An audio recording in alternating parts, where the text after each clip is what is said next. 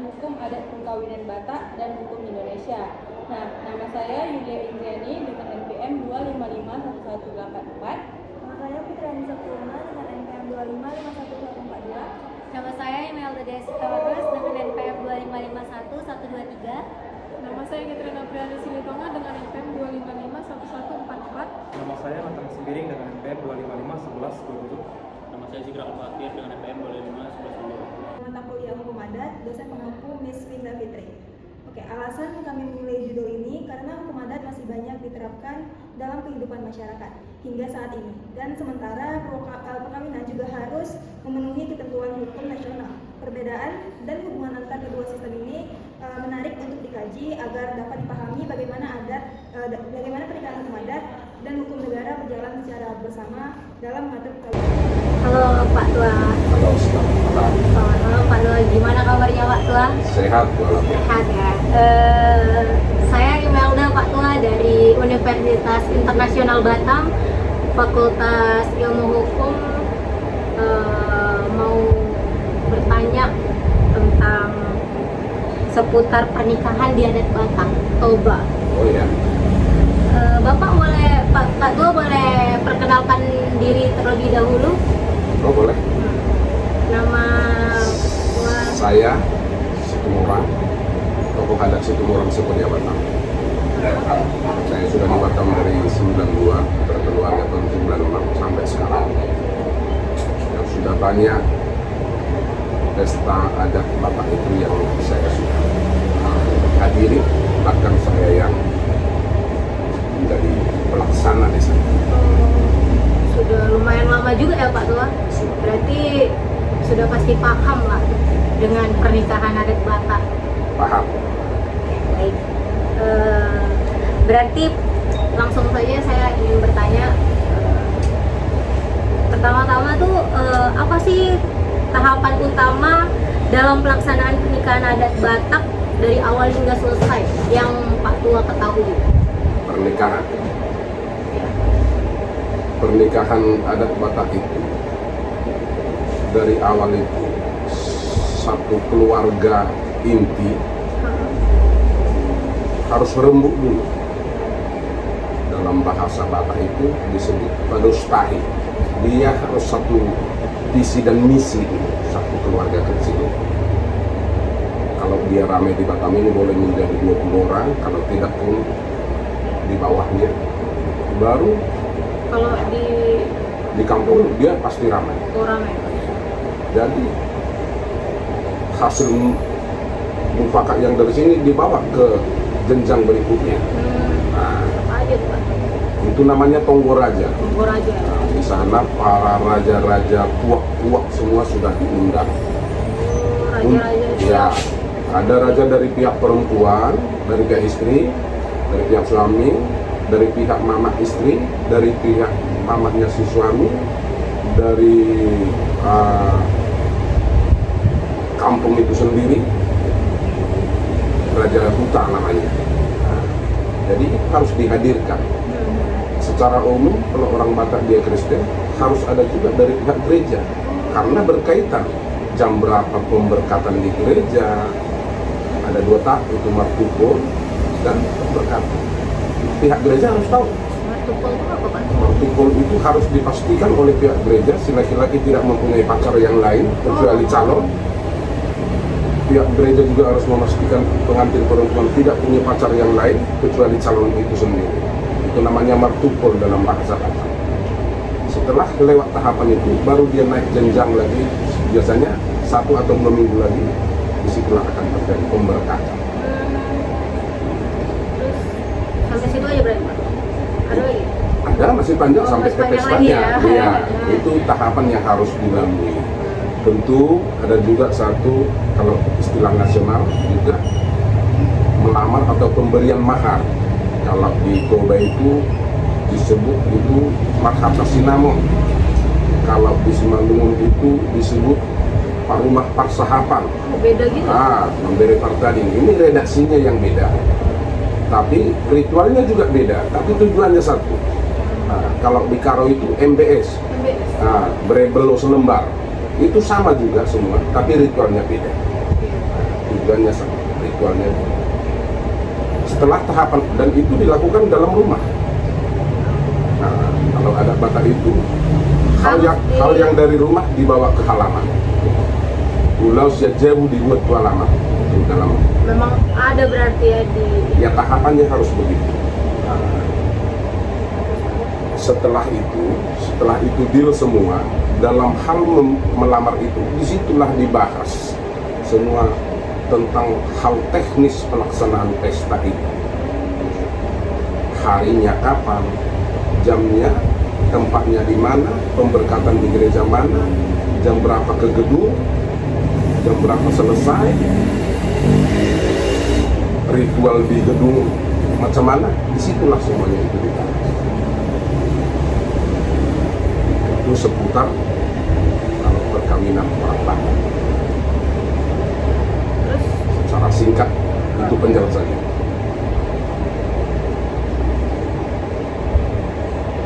kalau contohnya kayak adatnya di dalam itu gimana Pak? Kalau adat Batak Pas Toba itu, nikahnya. ya dalam cara duduk sudah boleh kita lihat gambarannya. Biasanya itu berhadapan, pihak laki-laki di sebelah kiri, contoh, pihak perempuan pasti di sebelah kanan. Perempuan yang nikah ya, itu yang disebut dengan pihak. Mereka itu saling berhadap-hadapan. Dan di sanalah dilakukan pembicaraan tentang hal-hal adat. Biasanya itu pembicaraan itu makan waktu sekitar 1 jam. Setelah 1 jam baru masuk ritual mangulosi namanya, ya memberikan dua restu lewat ulos ini tadi. Dua wadahnya kan ulos, tapi duanya yang perlu.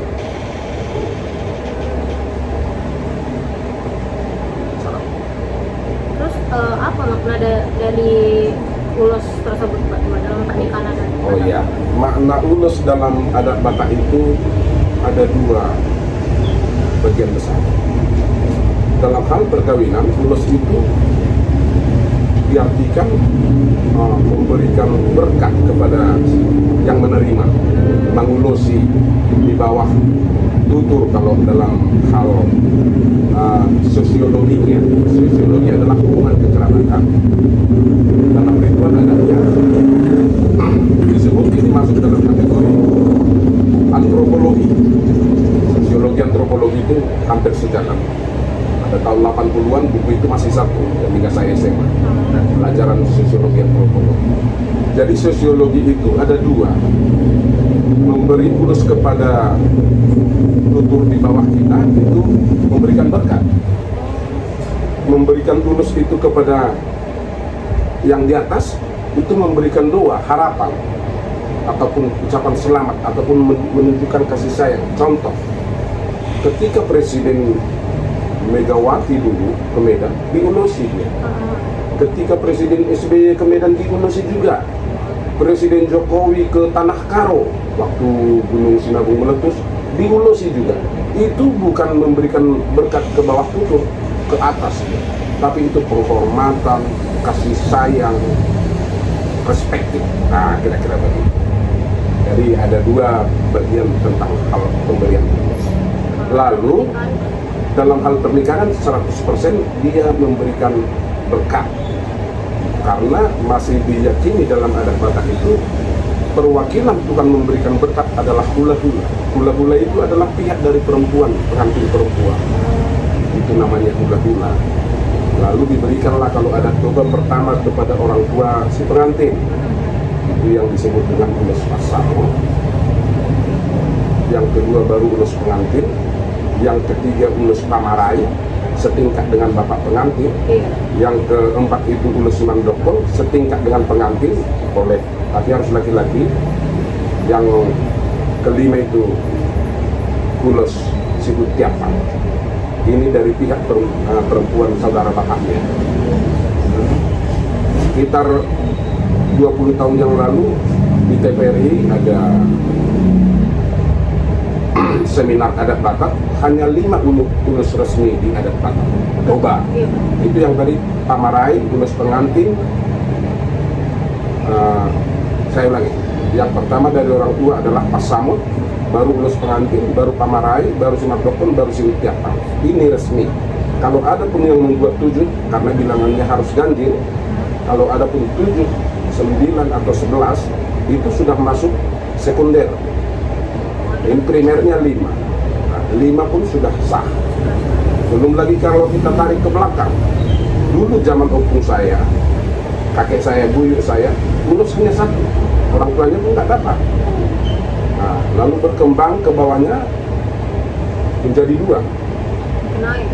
Nah, orang tuanya sama pengantin, sekarang menjadi banyak, menjadi 5. Dan sampai sekarang belum ada perkembangan yang resminya, masih 5. Menurut Pak Tua, kenapa peran keluarga besar sangat penting dalam pernikahan adat Batak? Oh, itu udah pasti. Kalau peran keluarga besar untuk sebuah hajatan itu sudah pasti. Karena dalam hal adat Batak itu terkenal dengan istilah tapak nadota jomna rimnitahi bubukuna. Persatuan adalah kekuatan yang besar. Kalau mereka tidak bersatu, macam mana boleh melakukan suatu hajatan yang besar? Nah, ataupun dalam hal istilah Batak lagi, dang tartuhu ni sahalak terdingdingan. Nah itu, dalam bahasa Indonesia, tidak mungkin orang boleh memikul beban yang sangat besar. Nah itu, dalam arti umum. Itu makanya perlu peran-peran keluarga di dalam hal ritual adat itu sendiri. Terus apa peran hula-hula dengan dongan tubuh dan boru dalam acara pernikahan adat Batak menurut Pak Tua? Oh iya. Yang pertama tadi dongan tubuh itu artinya dalam bahasa Indonesia satu rukun satu darah lah, karena orang Batak itu menganut garis keturunan patrilineal, keturunan garis dari kaum bapak, lalu disebutlah itu marga. Dongan tubuh itu satu marga. Fungsi orang ini memberikan dukungan, itu nomor 1, memberikan dukungan, baru baik materi maupun buah-buah pikiran bagaimana biar terlaksananya pesta ini, itu nomor 1. Yang kedua tadi dari hula-hula. Hula-hula ini yang mana satu dulu, hula-hula yang mengawinkan anak ataupun pihak perempuan ini juga hula-hula. Tapi yang jelasnya, hula-hula itu diyakini dalam adat Batak adalah perwakilan Tuhan yang memberikan doa untuk menerima berkat. Itu kayak tulang ya Pak? Ya, tulang. Nah, karena hula-hula itu menjadi 4, tulang menjadi 4. Yang pertama dia, maaf, sima 2, tulang bona niari. Ini 4 tingkat ya, kalau dalam adat Batak. Berarti tulang itu udah tertinggi Pak? Enggak, paling tinggi dia bonaniari. Tulang juga semuanya. Ini tulangnya opu, ini tulang bapak, gitu kan. Itu dia. 4 tahapan. Yang ketiga tadi pertanyaannya, apa fungsi dari boru? Nah, boru itu adalah pihak perempuan dari keluarga inti itu sendiri. Anaknya perempuan kawin sama siapapun, ini yang disebut dengan boru. Dan ini yang akan menjadi pelaksana dalam hal mengerjakan setiap detil-detil pekerjaan pesta itu sendiri. Persiapan tempat, apabila perlu pembersihan, menyapu, ini tugas orang itu. Menyusun kursi, mendirikan tenda, memasak makanan. Kalau di kampung halaman, ini masih memasak secara gotong royong. Nah, kalau di perkotaan sudah ada istilah catering. Di kampung halaman belum ada itu. Nah, belum lagi mencari kerbaunya, semuanya orang itu yang menyediakan. Hal-hal apapun, itulah tugas guru. Makanya sangat penting tugas guru dalam hal pesta ritual. Gimana kalau contohnya seperti si cowok ini bukan maunya di si cewek nikahnya Pak Tua, kayak di kampungnya si cewek itu bisa? Oh bisa, itu namanya sitobol. Sitobol itu pihak laki-laki yang memberikan mahar, namun pestanya di pihak perempuan. Nah, di adat Karo memang wajib itu 100%. Di Toba itu tidak wajib. Justru yang wajib kalau di Toba itu di pihak paranak. Nah, di pihak laki-laki pesta. Namun apabila boleh bergeser dari pihak laki-laki menjadi di tempat pihak perempuan, boleh. Itu setelah mereka berdiskusi rembuk, lalu dalam bahasa adat Toba itu jangan mengalu bismillah. Tidak ada yang boleh melawan kesepakatan. Mereka sebenarnya tergantung kesepakatan. Karena orang itu sudah akan mau berkeluarga. Iya. Yang dua belah pihak ini, Nanti kalau contohnya keluarganya nggak mau gitu gimana? yang namanya nggak mau pasti nggak jadi. Contohnya satu orang nggak mau, tapi rata-rata mereka kayak bilang nggak apa-apa, nggak apa. Tidak Tapi boleh. tetap nggak boleh. Yang boleh memutuskan masalah tempat tadi sebenarnya kedua pihak itu. Kedua pihak. Iya. Kalau pihak laki-laki berkeras harus di tempat dia, si perempuan harus mengiyakan. Karena memang begitulah ada itu dimulai dari dulunya. Tapi banyak sekarang ini di pihak perempuan. Tapi setelah orang itu sepakat itu tidak mungkin ujuk-ujuk langsung. Dia harus membangun komunikasi dulu, baru mereka boleh memutuskan hajatan itu, pesta itu dilakukan di mana. Menurut Pak Tua, apa yang dimaksud dengan sistem marga dalam pernikahan adat Batak? Marga itu sangat penting. Itu menunjukkan siapa satu klan itu. Dalam satu buku yang saya baca, marga itu asal usulnya ada dari nama, ada dari gelar, ada dari tempat tinggal. Nah, kalau saya marga Situmorang langsung nama pun kami Tumorang. Nah, kalau marga dari gelar ya banyak. Gelarnya siapa, contohnya di Bangarna itu gelar itu. Nah, bukan gift name. Nah, kan?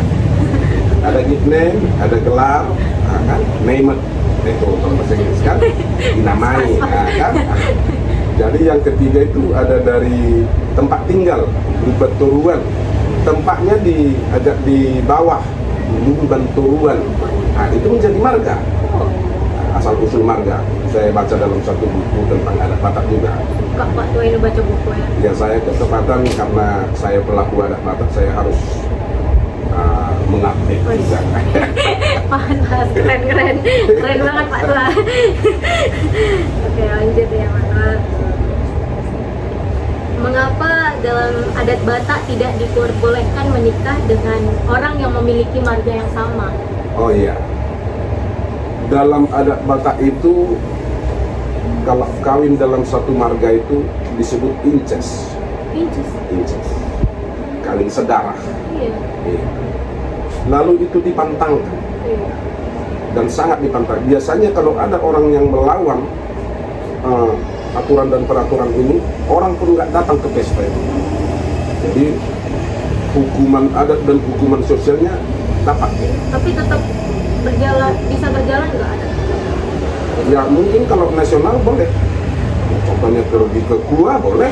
Kalau adatnya berarti nggak ada? Adatnya tidak akan ada orang yang akan datang ke situ. Artinya orang-orang satu marganya pun tidak akan setuju. Nggak mungkin burungnya menjadi mantunya. Nggak ada cerita itu. Nggak mungkin anaknya menjadi mantunya juga, menantunya. Nah, itu nggak mungkin. Itu makanya sangat-sangat dilarang perkawinan satu marga. Jadi sanksinya kayak gitu. Ya, orang tidak datang ke pesta itu. Lalu boleh dikatakan 99% orang masih mengikuti peraturan itu. Tidak ada kawin sekarang satu marga. Itu kalau katanya saya dengar-dengar kalau nikah kayak gitu kan Pak, turunannya bakal cacat. Itu benar nggak sih? Kalau itu sudah masuk dalam ilmu metafisika namanya. Metafisika. Iya. Berarti bukan nggak ada dibilang di adat Ya, Batak. ilmu metafisika itu lebih umum orang mengenalnya mitos. Mitos ya. Nah, itu. Itu berarti mitos ya? Ya, karena kita nggak berani menghakimi Oh. loh, ya kan? Kirain memang begitu Pak. Ketepatan kita kan Kristen. Iya sih. Jadi Paulus mengajarkan jangan kau menghakimi agar kau tidak dihakimi. Betul. Nah, jadi kita jangan menghakimi. Iya betul Pak. Aduh. Terus apa sih yang membedakan pernikahan adat Batak dengan pernikahan adat daerah lain setahu Pak Tua di Indonesia ini? Oh jelas beda ya. Pernikahan adat Batak itu nomor satu, orang Batak begitu lahir ke dunia ini dia punya pasangan. Itu yang disebut dengan pariban. Nah, Itu awal mulanya Pak Tua? ya, punya pasangan. Mungkin di adat lain, di suku lain belum ada begitu. Lalu yang punya hak nanti Imelda Borsitorus, yang punya hak sama Imelda itu paribannya. Nah, jadi ketika nanti anak Namborunya Melda Mangoli kawin dengan perempuan marga lain, dia akan permisi kepada bapakmu. Berarti harus izin gitu? Nah, contohnya sama Boru Situmorang lah. Setelah nanti Namboru sama Namborumu, dibawalah anaknya.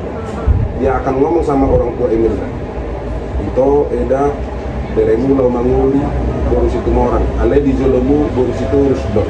Harus, karena pasangannya Siturus, baru lahir. Nah, Tapi kalau sekarang nggak ada Pak Tua? ada. Ada juga ya? Itu istilah dalam hal ada itu, ada titim meraku namanya. Kalau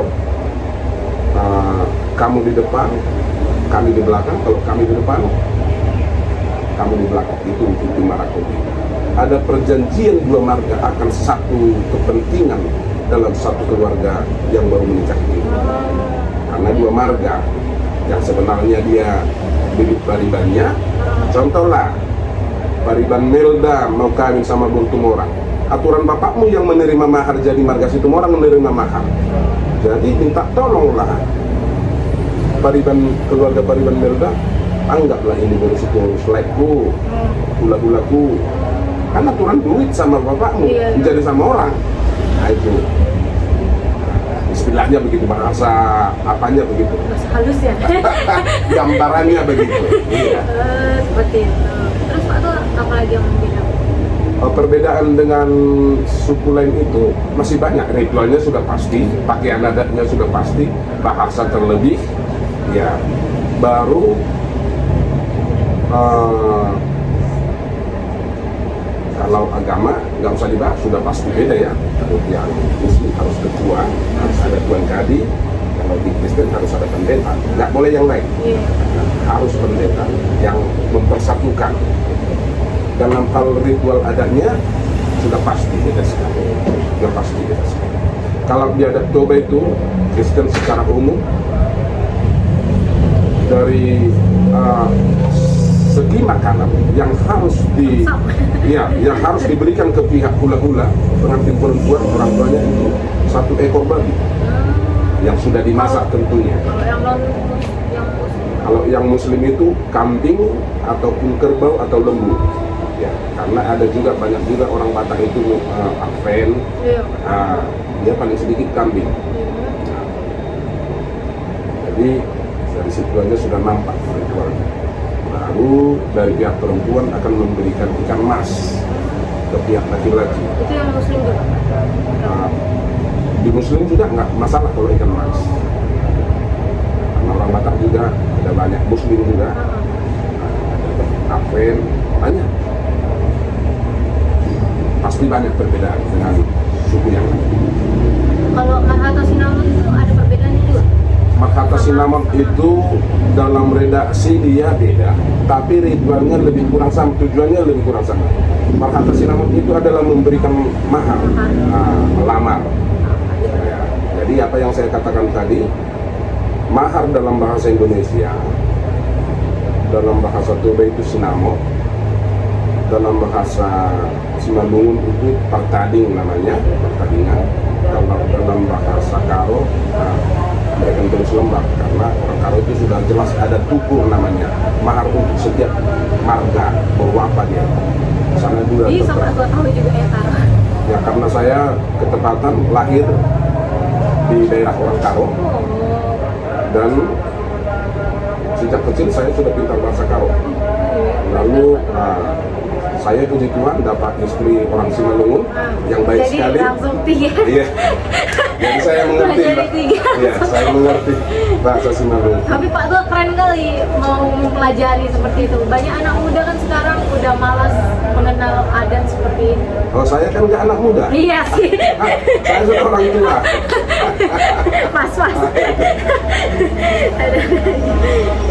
Oke, lanjut Pak Tua. Gimana pembagian peran antara pihak laki-laki dan perempuan dalam acara pernikahan adat Batak? Pembagian peran itu yang jelas itu akan langsung sekali. Kalau peran pihak laki-laki dalam pesta hajatan orang Batak, dia akan mempersiapkan segala sesuatunya, mulai dari tempat, makanan untuk hajatan mau 1.000, 1.500, 2.000 undangan, orang itu akan menyediakan, dan pemberian penghormatan kepada pihak perempuan berupa uang cash, itu namanya panadayon, ada parsugian, banyak lagi poin-poin di dalam itu dari pihak laki-laki. Kalau dari pihak perempuan hanya memberikan dalam bentuk makanan ikan mas, ulos, hanya beras, Yang ditaruh di atas itu? iya, beras. Tempatnya tuh harus pakai apa? Ya, dia harus tanduk, supit namanya kalau di Toba sana. Apa maknanya? Itu sebuah kearifan lokal dari tanah Batak, menjadi wadah daripada beras yang dibawa itu sendiri.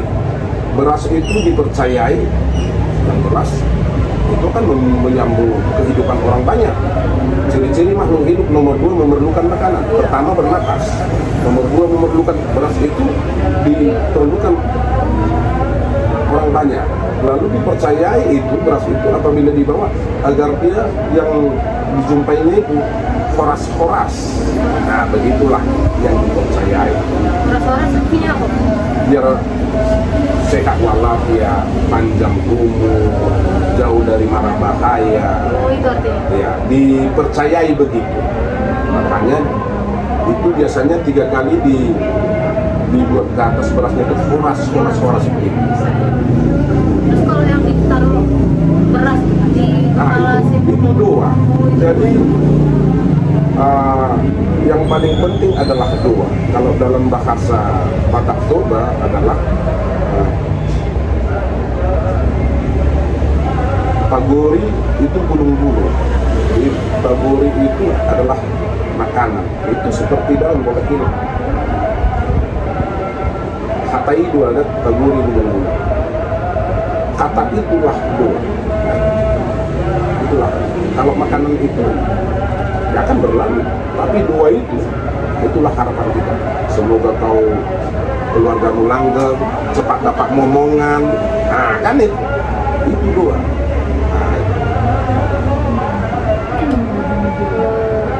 Terus menurut Pak Tua, apa ada perubahan dalam pelaksanaan pernikahan adat Batak dulu sama sekarang? Oh, sudah pasti. Jadi kalau perbedaan itu, matahari sendiri pun bergerak, itu yang disebut dengan gerak semu matahari. Dulu saya pelajari dalam IPB ya, ilmu pengetahuan bumi antariksa. Jadi per 3 bulan ada gerak semu matahari, terkadang terbit di sana sekian derajat, terkadang terbit di sana, ya begitu. Jadi dia bergerak. Adat Toba dulu, tadi saya terangkan di awal, kalau orang menikah zaman dulu, buyut saya, ulos hanya sama pengantin, karena tukang tenunnya masih susah dulu, belum lagi penjajahan, kan? Baru bergerak lagi, ulos menjadi 2. Nah, orang tua pengantin dan pengantin. Sekarang ini sudah banyak. Dan ada satu filosofi di negeri kita ini, bangsa yang maju adalah bangsa yang maju adat dan budayanya. Lalu adat dan budaya itu harus maju. Bahkan Kementerian saat ini Kebudayaan, Pendidikan dan Kebudayaan khusus menangani ini. Itulah sangat-sangat perlunya budaya itu dilestarikan, dijaga, dan bahkan dikembangkan. Nah, kalau boleh, go internasional. Nah, itu. Pas. Terus menurut pendapat Pak Tua, apa keunikan dan ciri khas utama dari pernikahan adat Batak dibandingkan adat pernikahan lain? Ciri khas. Ya, ciri khas tentu setiap suku itu harus ada isme. Kalau nggak ada isme, dia akan tidak mencintai berlebihan adat dia sendiri. Nah, jadi setiap suku akan mengutarakan, oh kalau kami begini, wow, nah, nyala, nah, kan nyala kan kira-kira. Jadi kalau di adat Toba itu yang paling saya boleh bilang berterima kasih kepada yang memulai ini dulu adalah dasarnya tuntunan 3. Itu disebut dengan dalihan latu. Ya. Jadi batu yang menjadi tempat memasak itu dalihan tungku itu, kalau ada besar tanahnya dikorek, baru diletak lagi, dia akan level. Dan yang 3 ini menggambarkan satu boma, marga dia sendiri, baru hula-hulanya, baru borunya. Ya, ada 3 marga perwakilan di situ. Dan kalau kita lihat, dia sama rata. Kalau ada besar akan digali tanahnya agar dia rata, level. Nah, ya ada tinggi hati di sana. Jadi di sini sudah nampak berdiri sama tinggi, hidup sama rendah. Coba kalau batunya tinggi satu, yang 2 lagi rendah. Apabila kuali dibikin di atasnya, dia akan tumpah. Nah, itu hebatnya adat Batak itu dibuat oleh pendahulu-pendahulu. Itu nomor 1. Karena di sana ada pemerataan setara. Dan batu ini tidak tiap hari dipindah-pindah. Begitu dia diletakkan, dia akan terus di situ. Jadi hubungan kekerabatan itu pun terus, tidak akan boleh berganti-ganti. Nah, itu di sana. Itu ciri khas. Itu kalau boleh dibilang dogmanya itu, dogma adat Batak itu kan. Itu. Berarti kekerabatan di adat Batak ini cukup kuat banget ya? Nah, kalau dasarnya cukup kuat, tapi untuk zaman sekarang kan banyak juga orang sudah merantau ke daerah lain lalu mengadopsi sedikit-sedikit, karena banyak juga orang Batak sudah kawin silang, kan antar suku. Lalu yang ini nggak usah dilakukan, yang ini saja dilakukan, banyak. Kalau contohnya saya nih Pak Tua menikah sama orang Cina gitu kan, Chinese. Ya. Terus saya nggak mau dia beli marga, itu bisa ya Pak Tua? Tapi tetap pakai adat, bisa ya? Kalau adat itu boleh tidak sempurna 100% dilakukan, boleh sebagian, karena orang juga akan mengerti karena pasangan ini bukannya Batak dengan Batak, kan begitu. Saya kira harus wajib gitu loh. Kalau wajib tidak akan ada orang Batak berani kawin silang. Kalau wajib. Maksud saya beli marga kalau contohnya dia benar-benar mau pakai adat Batak Toba gitu. Kalau sudah menjadi keinginan keluarga itu, ya pasti lakukan itu. Dia akan diadopsi keluarga inti dulu menjadi marga ini. Sekalipun dia berasal dari suku A, contoh ya, dibuatlah menjadi marga A. Lewat itu semuanya ritual adat Batak itu pun boleh berjalan dengan baik. Itu kesepakatan, karena ini bukan biaya kecil. Iya. Ya. Beli marga tuh mahal ya Pak? Pasti mahal. Kalau ada zaman dulu dia harus potong kerbau. Nah, belum lagi memberikan uang yang disebut dengan pisau-pisau. Pisau-pisau. Ya, itu harus. Berarti ada pisau-pisau, ada Ya, kalau di cinnamon. Simalungun dibilang itu batu demban, itu harus jelas. Jadi dalam akhir-akhir ini banyak juga orang melakukan tidak sebesar itu memang. Tapi itulah, semuanya itu karena sudah kesepakatan. Tak ada yang melawan kalau sudah sepakat. Maksudnya. Itu aja sih Pak tuh pertanyaan dari saya. Terima kasih atas penjelasan. Halo semuanya, perkenalkan nama saya Nathanael Sembiring dengan NPM 2551127. Di sini saya bersama narasumber yaitu Johannes Panggabean. Jadi di sini saya melakukan wawancara mengenai proses pernikahan pada adat Batak, terkhususnya adat Batak Toba. Jadi langsung saja kita ke narasumbernya. Halo Tulang. Halo. Jelas? Ya, jadi kita langsung mulai Tulang wawancaranya. Oke. Jadi ini aku mau tanya nih Tulang. Yang pertama itu apa saja tahapan utama dalam pelaksanaan pernikahan adat Batak dari awal hingga selesai, Tulang? Biasanya untuk tahap utamanya itu dimulai dari perkenalan dulu. Oh, oke. Antara keluarga, habis itu ada ini marsip. Apa itu marsip itu? Jadi keluarga laki-laki itu datang ke keluarga perempuan secara tertutup, ngomong baik-baik. Terus itu untuk membahas ini mahar adat. Nah, kalau udah cocok semuanya, biasanya langsung ke martupol atau ke gereja gitu. Barulah pemberkatan nikah sama pesta adat itu biasanya sampai selesai sih. Itu aja. Oh, berarti yang pertama itu pertemuan keluarga dulu ya, baru pemberkatan di gereja itu, Tulang. Oke. Jadi kita masuk ke pertanyaan kedua nih, Tulang. Halo? Iya, benar. Oke, kita masuk ke pertanyaan kedua ya, Tulang. Oke. Jadi apa makna dari pemberian ulos dalam pernikahan adat Batak? Biasanya kan ada pemberian ulos tuh, Tulang. Jadi maknanya apa itu, Tulang? Ya.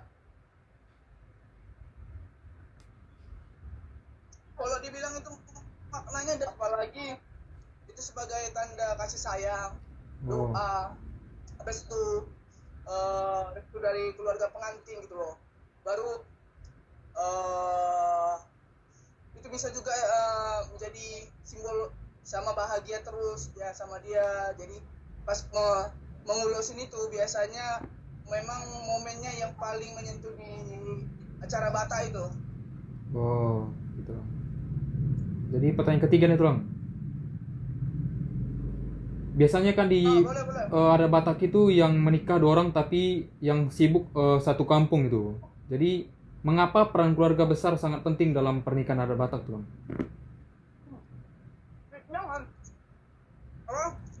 Biasanya kan ya yang biasanya menikah ulang. Biasanya kan di adat Batak itu yang menikah 2 orang, tapi yang sibuk satu kampung. Ya, jadi mengapa peran keluarga besar sangat penting dalam pernikahan adat Batak?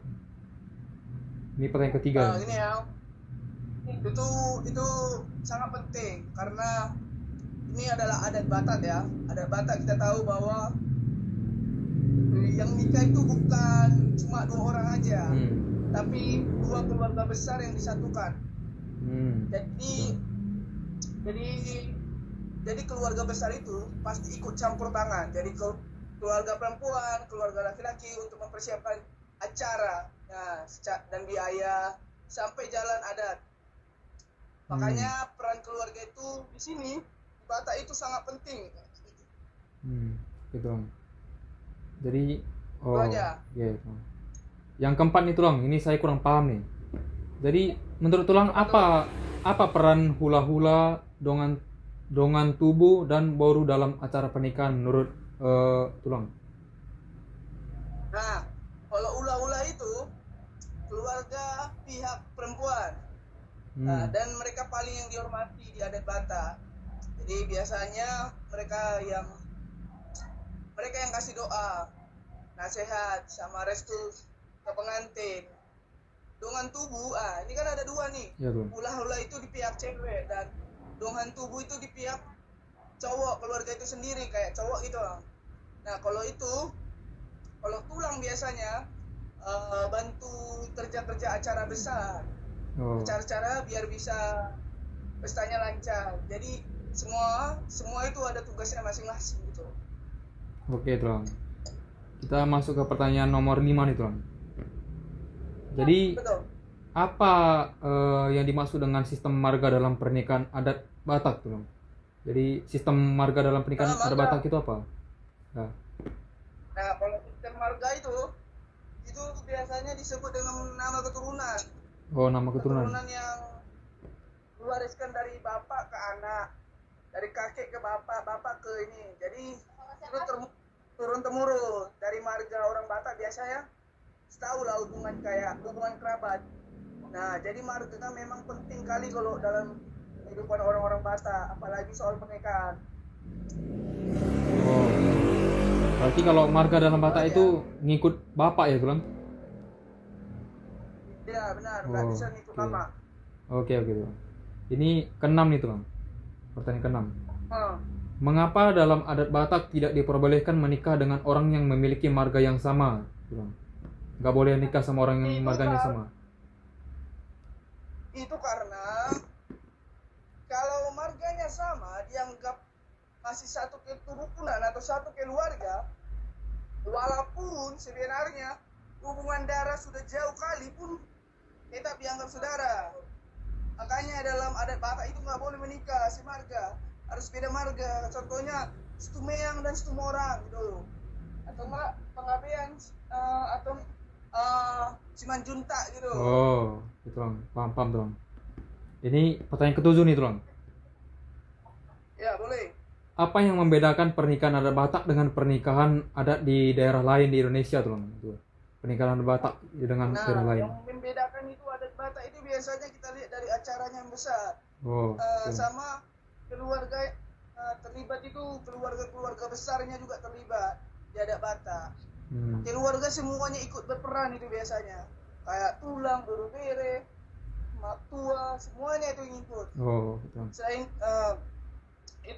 Selain itu juga banyak kayak ulus, tortor, sama aturan-aturan adat yang masih kuat dijaga. Jadi suasana adat memang terasa kali dibandingkan adat lain. Oh, gitu Bang. Paham tuh, Bang. Ini yang ke-8 itu, Bang. Ke-8 nih. Apa tuh? Jadi bagaimana pembagian peran antara pihak laki-laki dan perempuan dalam acara pernikahan adat Batak tuh, Bang? Pembagian perannya. Itu kalau bisa. Perannya kan itu loh. Perannya itu biasanya yang membedakan itu keluarga besar itu di adat Batak. Jadi biasanya pihak laki-laki lebih banyak bertanggung jawab. Soalnya itu bisa dibilang sinamot. Jadi sinamot itu sinamot. apa? Itu kayak keluarga laki-laki yang memegang acara itu sama beberapa persiapan peserta. Kalau pihak perempuan lebih ke menyambut atau menerima keluarga laki-laki, keluarga laki-laki sesuai adat. Jadi sebenarnya nih ya, kalau dua pihak ini saling membantu biar acara berjalan bagus. Oh, gitu Bang. Paham. Ini ke-9 itu, Bang. Ke-9. Apa tuh? Jadi menurut Tulang, apakah ada perubahan dalam pelaksanaan pernikahan adat Batak dulu dan sekarang, Bang? Oh, memang beda sih kali, jauh bedanya. Beda lagi, menurutku ini ya, kalau perubahannya itu dibanding dulu itu memang jauh beda dari perlengkapan adatnya. Batak lengkap kali proses ya, caranya lebih lama. Sekarang banyak yang dipersingkat. Jadi kalau acara-acara dulu orang Batak itu panjang, bisa sampai seminggu 3 hari itu bisa, tapi sekarang dipersingkat. Nah, karena biaya, waktu, dan kesibukan orang-orang. Walaupun zaman modern ini, inti adat itu tetap masih dijaga oleh orang-orang Batak ini. Oke, Tulang. Paham. Ini yang terakhir nih, Tulang. Nah, apa lagi nih? Yang terakhir nih. Apa tuh? Oke. Menurut Tulang, apa keunikan dari ciri khas utama dari pernikahan adat Batak dibandingkan adat pernikahan lainnya, Tulang? Pernikahan daerah lainnya gitu. Nah, yang unikan orang Batak ini bisa kita lihat dari pernikahannya, adatnya dari sistem marga, sama adat kekeluargaan yang kuat. Selain itu masih ada pemberian ulus, tortor, sama nasihat-nasihat adat yang bikin suasana itu jadi kayak khas Batak gitu. Oh. Jadi bukan sekedar pesta nikah doang, tapi benar-benar acara keluarga gitu. Oh. Oh, oke Tulang. Oke, sekian aja wawancaranya Tulang. Jadi terima kasih banyak Tulang. Sebelum menikah itu maksudnya pertama-tama kita ke rumah suami dulu kan, apa namanya itu, mengadua, apa artinya mengadua bahasa Indonesianya? Ngerti nggak? Ngerti mana? Nanti kami yang cari mengalua terus. Nah, udah itu, sebelum udah itu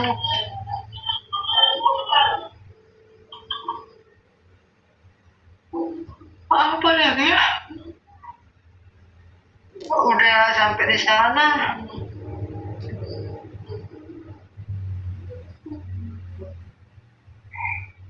Kayak inilah, ini apa? Anaknya Bobopi tadi mau itu, orang itu mau nikah, apa namanya? Musik, bisik-bisik namanya itu, maksudnya bisik-bisik. Mau maksudnya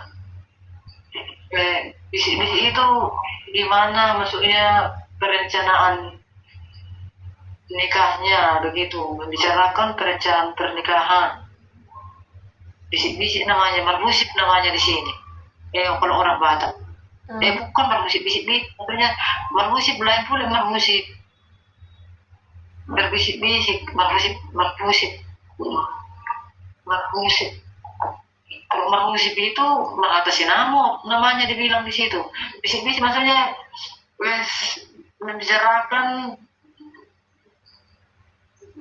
maksudnya kedua belah pihak bertemu membicarakan bagaimana setuju apa enggak kedua belah pihak, maksudnya kedua mau enggak, maksudnya pihak si perempuan menerima pihak laki-laki, maksudnya pihak menerima anaknya itu jadi suaminya begitu, maksudnya kedua belah pihak begitu, bisik-bisik lah namanya. Terus?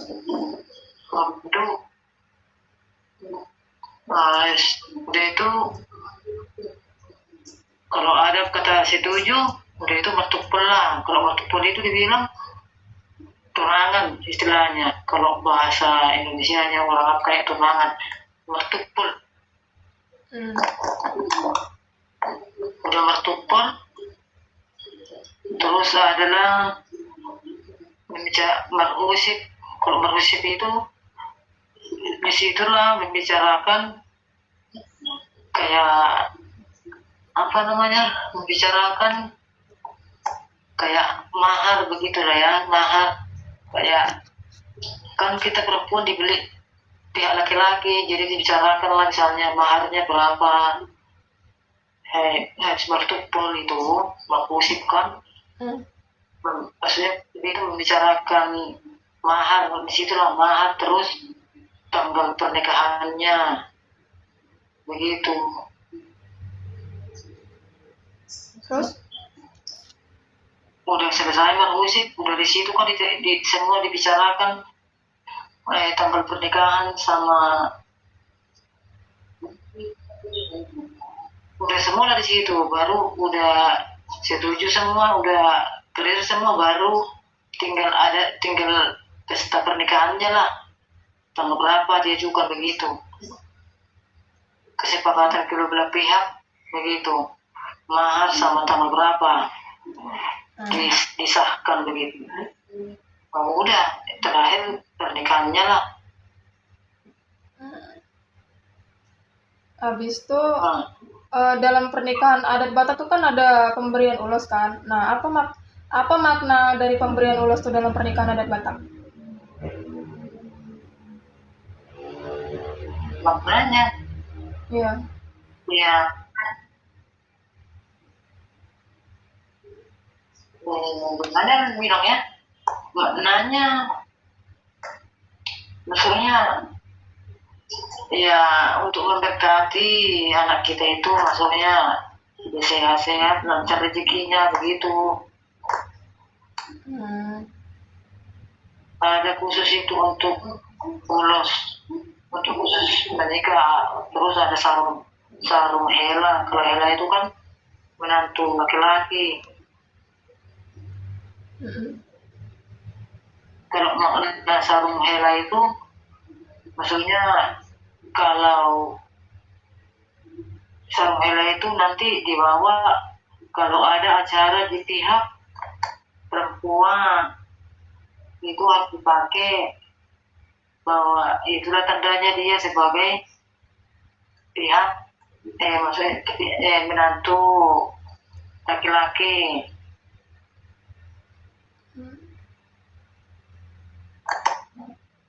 Habis itu kenapa peran keluarga besar itu sangat penting dalam pernikahan adat Batak? Apa? Kenapa peran keluarga besar itu sangat penting dalam pernikahan adat Batak? Ya iyalah, untuk mewakili sebagai orang tua sah,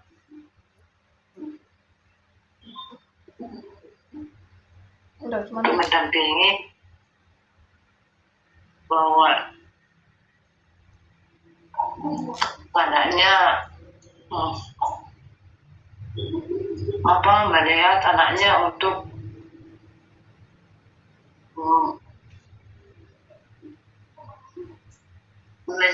menuju untuk membina rumah tangga yang baru begitu.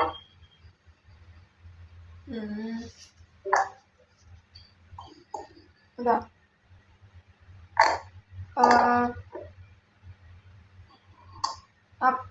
Apa yang dimaksud dengan sistem marga dalam pernikahan adat Batak? Sistem maksudnya apa makna sistem? Sistem marga dalam pernikahan adat Batak.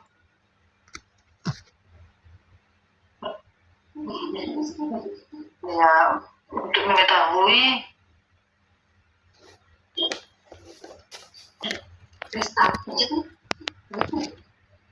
atau ya apa dibilangnya?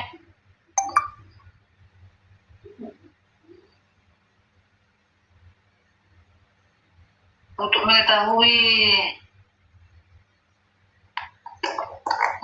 sebagai ikatan, gimana aku bilang? Pokoknya biar kita dapat mengetahui kita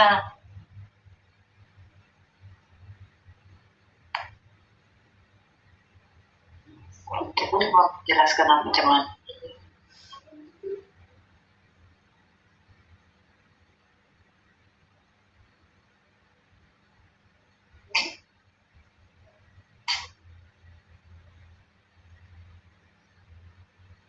Apa aku bilang? Dilewatin Bella dulu. Itu kenapa di dalam adat Batak tuh tidak boleh menikah dengan marga yang sama?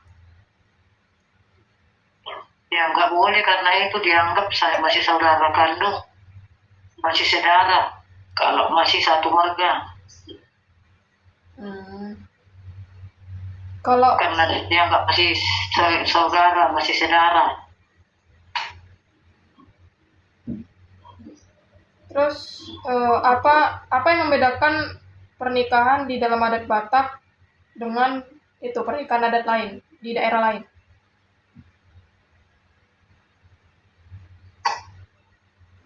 Yang membedakan Ya, pernikahan adat Batak dengan pernikahan daerah lain.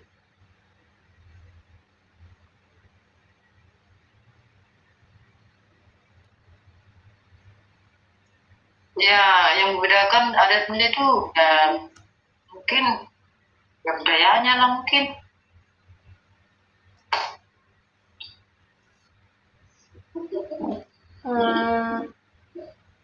Terus bagaimana pembagian peran antara pihak laki-laki dan perempuan dalam acara pernikahan? Pembagian peran. Ya perannya yang berperan penuh ya pihak laki-laki kalau acara adatnya, yang berperan penuh pihak laki-laki. Terus peran pihak wanitanya apa? Hah?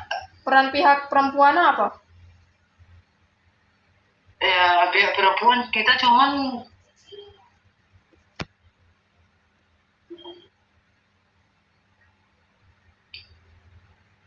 eh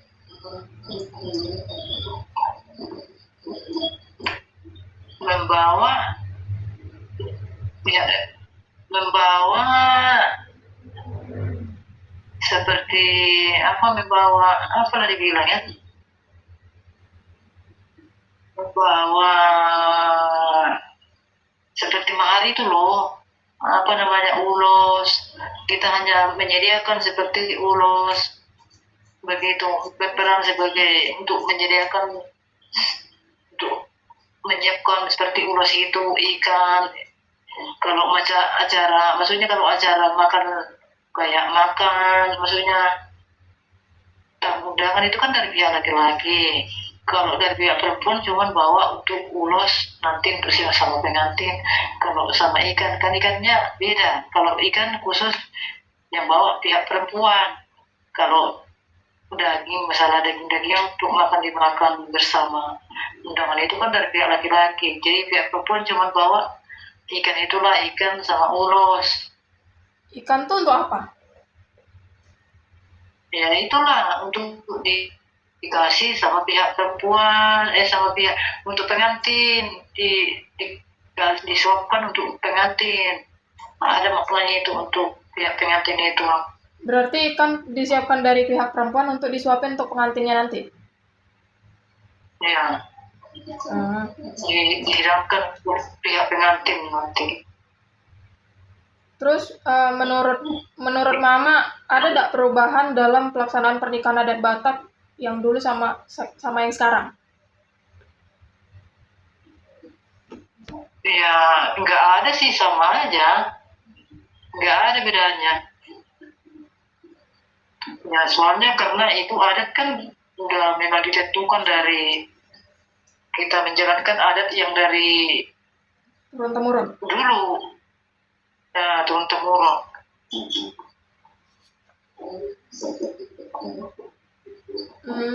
Terus menurut Mama tuh apa keunikan dan ciri khas utama dari pernikahan adat Batak dengan adat lainnya?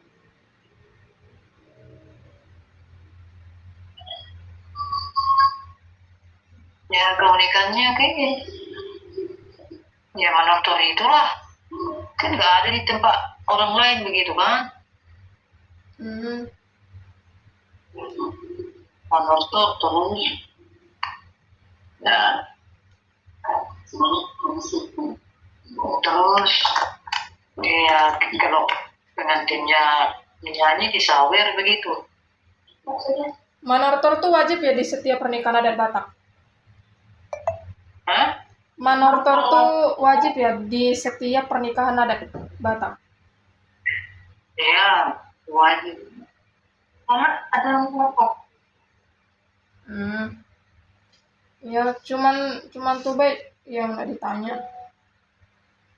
Sebagai penutup dapat disimpulkan bahwa hukum adat perkawinan Batak memiliki budaya dan filosofis yang sangat kuat dalam kehidupan masyarakat. Adat tersebut bukan hanya mengatur hubungan antara dua individu, tetapi juga menjaga hubungan antara keluarga besar dan mempertahankan identitas marga dalam masyarakat Batak. Namun, di sisi lain, perkembangan zaman dan keberadaan hukum nasional Indonesia menuntut adanya penyesuaian terhadap beberapa praktik adat yang dinilai sudah tidak relevan atau berpotensi menimbulkan persoalan sosial. Oleh karena itu, diperlukan keseimbangan antara pelestarian adat dan penerapan hukum nasional agar keduanya dapat menjalani hubungan yang harmonis. Melalui analisis perbandingan ini, kita dapat memahami bahwa hukum adat dan hukum negara sebenarnya memiliki tujuan sama, yaitu menciptakan ketertiban, keadilan, dan keharmonisan dalam kehidupan bermasyarakat. Sekian dari kelompok kami. Terima kasih. Bye-bye.